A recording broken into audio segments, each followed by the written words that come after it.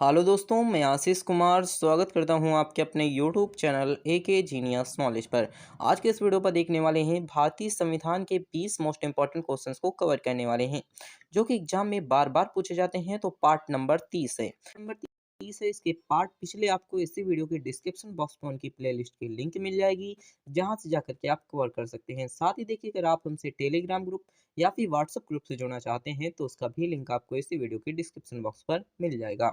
तो आइए हम लोग शुरू करते हैं। 601 से लेकर के 620 नंबर तक के क्वेश्चंस को देखेंगे।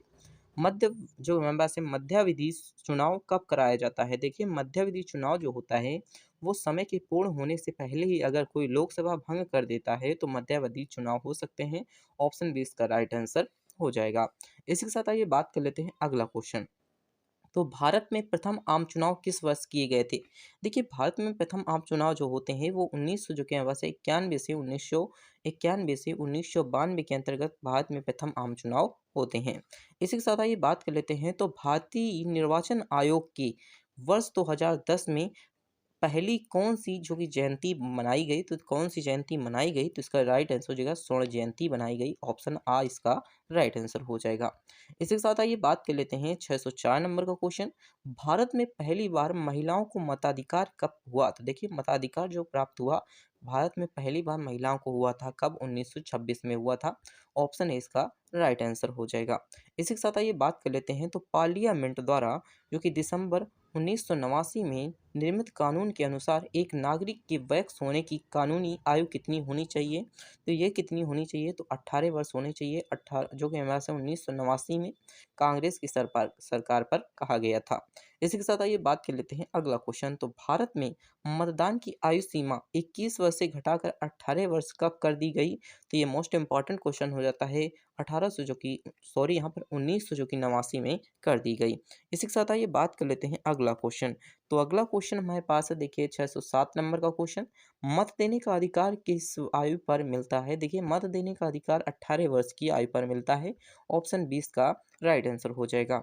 इसी के साथ आइए बात कर लेते हैं। तो भारत का प्रथम मुख्य चुनाव आयुक्त कौन होता है? तो देखिए, भारत का जो प्रथम मुख्य चुनाव आयुक्त जो था वो सुकुमार जो कि सेन थे। ऑप्शन डी इसका राइट आंसर हो जाएगा। इसी के साथ आइए बात कर लेते हैं। तो चुनाव के समय चुनाव क्षेत्र में चुनाव प्रचार करना कब बंद करना होता है? तो देखिए, यहाँ पर कब बंद होता है?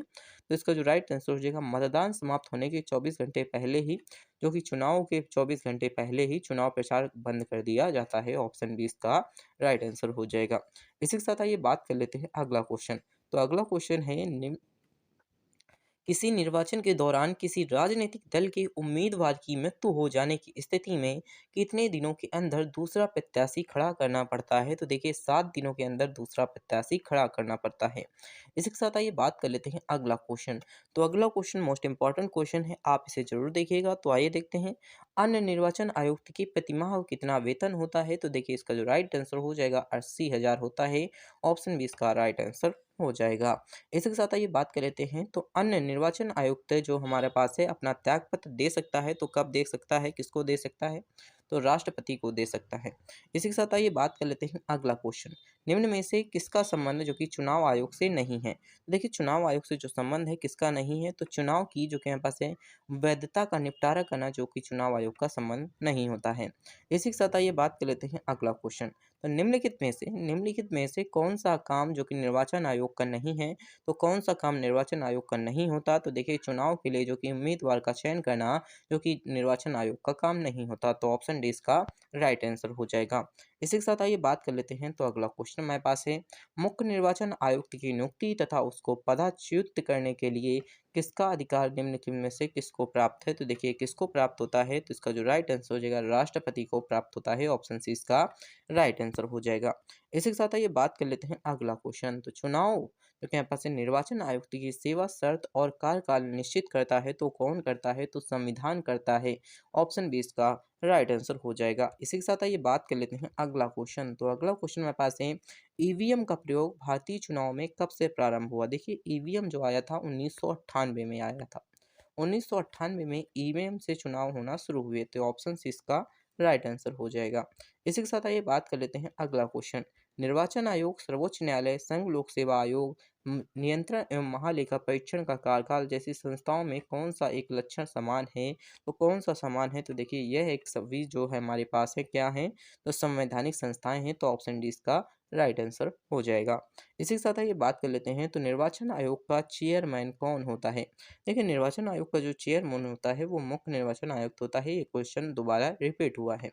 इसी के साथ आइए बात कर लेते हैं अगला क्वेश्चन। तो अगला क्वेश्चन का जवाब आपको इसी वीडियो के डिस्क्रिप्शन में और कमेंट बॉक्स में, सॉरी, यहाँ पर कमेंट बॉक्स में आपको देना है। देखिए यहाँ पर हमारे पास है, भारत के मुख्य चुनाव आयुक्त की नियुक्ति कौन करता है? तो ऑप्शन है राष्ट्रपति, संसद, प्रधानमंत्री, उपराष्ट्रपति। देखिए अगर आप चैनल पर नए हैं तो चैनल को सब्सक्राइब करके अपने दोस्तों के साथ शेयर जरूर कर दीजिएगा। Thanks for watching this video.